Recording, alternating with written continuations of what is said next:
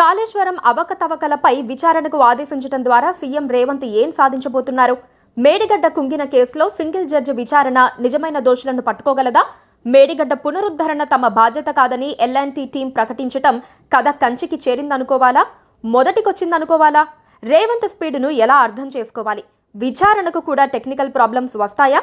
ప్రతి చుక్క నీటిని ఒడిసి పట్టుకొని ఎత్తిపోసి తెలంగాణ భూములను సస్యశ్యామలం చేసేందుకు రూపొందించిన కాళేశ్వరం ప్రాజెక్టు ఎటుపోతోందో అర్థం కావటం లేదు. 80,000 కోట్ల వ్యయం కాస్త 1,00,000 కోట్లు దాటి మేడిగడ్డ కుంగటంతో మొత్తం సొమ్ము బూడిదలో పోసినట్లయింది. కాళేశ్వరం ప్రాజెక్టు కొన్ని బ్యారేజ్లు, పంప్ హౌజ్లు, కాలువలు, సొరంగాల సమాహారంగా చెప్పవచ్చు. ప్రస్తుతం ప్రపంచంలోనే అతిపెద్ద multi stage lift irrigation project ఇదే అనటంలో ఎలాంటి సందేహం లేదు. ప్రాణహిత, గోదావరి నదుల సంగమం వద్ద ఈ ప్రాజెక్టు ఉందని ప్రత్యేకంగా చెప్పాల్సిన పని లేదు. ప్రధానంగా కాళేశ్వరం వద్ద గోదావరిలో కలిసే ప్రాణహిత, దమ్మూరు వద్ద కలిసే ఇంద్రావతి నదుల జలాల వినియోగంతో పాటు 195 టీఎంసీల నీటిని వెనుకబడిన ప్రాంతాలకు మళ్లించాలనే లక్ష్యంతో ఈ ప్రాజెక్టు రూపొందించారు.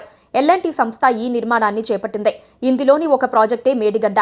ప్రస్తుతం అంతటా చక్కర్లు కొట్టడానికి కారణం ప్రాజెక్టు పూర్తయిన కొన్ని నెలలకే ఒక పిల్లర్ కుంగిపోవటమని చెప్పాలి. మేడిగడ్డ బ్యారేజ్ వంతెన 7వ number block pear October 21న కుంగింది.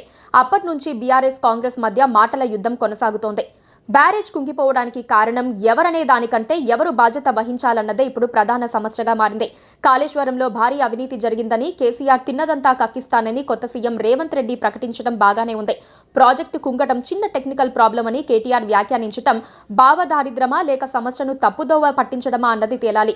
Sitting judge విచారణ అని రేవంత్ చెప్పినప్పటికీ ఎల్ఎన్టీ టీం అడ్డం తిరుక్కోవటం ఇప్పుడు పెద్ద సమస్యగా మారింది. సమస్యను సరిచేయటం తమ బాధ్యత అని ఎల్ఎన్టీ తొలుత ఒప్పుకుంది.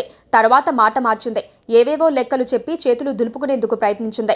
చేసిన పనికి తగ్గట్లు బిల్లు చెల్లించే పద్ధతిలో ఒప్పందం జరిగిందని, డిజైన్ను మాత్రం నీటిపారుదల శాఖ అందజేసిందని L&T manager Suresh Kumar December 2న రామగుండం ఈఎన్సీకి లేఖ రాశారు. 2018 ఆగస్టు 25 వరకు పని పూర్తి చేయాల్సి ఉండగా 2020 జూన్ 29 నాటికి అయిపోయిందని, ఇందుకు 3,062.79 కోట్లు చెల్లించాలని ఒప్పందం జరగగా టెండర్ వేసిన దానికంటే 2.7% ఎక్కువ కోట్ చేయటం, పెరిగిన ధరలను పరిగణలోకి తీసుకుని మొత్తం 3,348.24 కోట్లు గుత్తేదారుకు చెల్లించారని కూడా లేఖలో ప్రస్తావించారు. ఒప్పందం మేరకు 2021 మార్చి 15న పని పూర్తయినట్లు సంబంధిత ఎఫ్సీ ధృవీకరణ పత్రం అందజేశారు. సంస్థ ప్రభుత్వం చేసుకున్న ఒప్పందం ప్రకారం ఏదైనా నష్టం వాటిల్లితే 24 నెలల వరకు బాధ్యత ఉంటుంది. కాగా 2020 జూన్ 29 నుంచి 2021 మార్చి 29 వరకు బాధ్యత వహించే పీరియడ్ గా పేర్కొన్నామని, 2021 మార్చి 15న పని పూర్తిగా స్వాధీనం చేసుకున్నట్లు అధికారులు ధృవీకరణ పత్రం ఇచ్చారని లేఖలో వివరించారు. ఎల్ఎన్టీ లేఖ ప్రకారం ఒక విషయం స్పష్టమైంది. కొత్తగా పనులు చేపట్టాలంటే కొత్త అవగాహన ఒప్పందాలు ఉండాలి.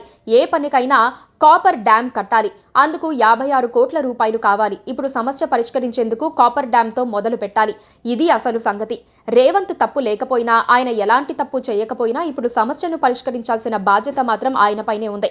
అందుకే కాళేశ్వరం ఆయనకు అసలైన పరీక్ష అవుతుంది. ఈ దారుణ వైఫల్యాలకు నిజమైన దోషులను ఆయనే బుక్ చేయాలి. ఈ క్రమంలో సింగిల్ జడ్జి విచారణ నివేదిక ఎలా ఉంటుందో చూడాలి. ఎల్ఎన్టీ అంత గట్టిగా చెబుతుందంటే ఆ సంస్థకు ఎలాంటి బాధ్యత లేదని కూడా అనుమానించాల్సిందే. అంటే ఒప్పందాలు చేసుకున్న వారు దూరాలోచన లేకుండా ఆ పనికి దిగారనుకోవాలి. అంతా తెలిసినట్లు గొప్పలు చెప్పుకునే పాలకులు ఇంత అవగాహన రాహిత్యంగా ప్రవర్తించటమేంటని మనం ప్రశ్నించుకోవాలి. అందులో అవినీతి పాలు కూడా ఉందనుకోక తప్పదు. అవగాహన రాహిత్యం, అవినీతి ఈ రెండు విషయాల్లో సింగిల్ జడ్జి ఏం చెబుతారో చూడాల్సిందే.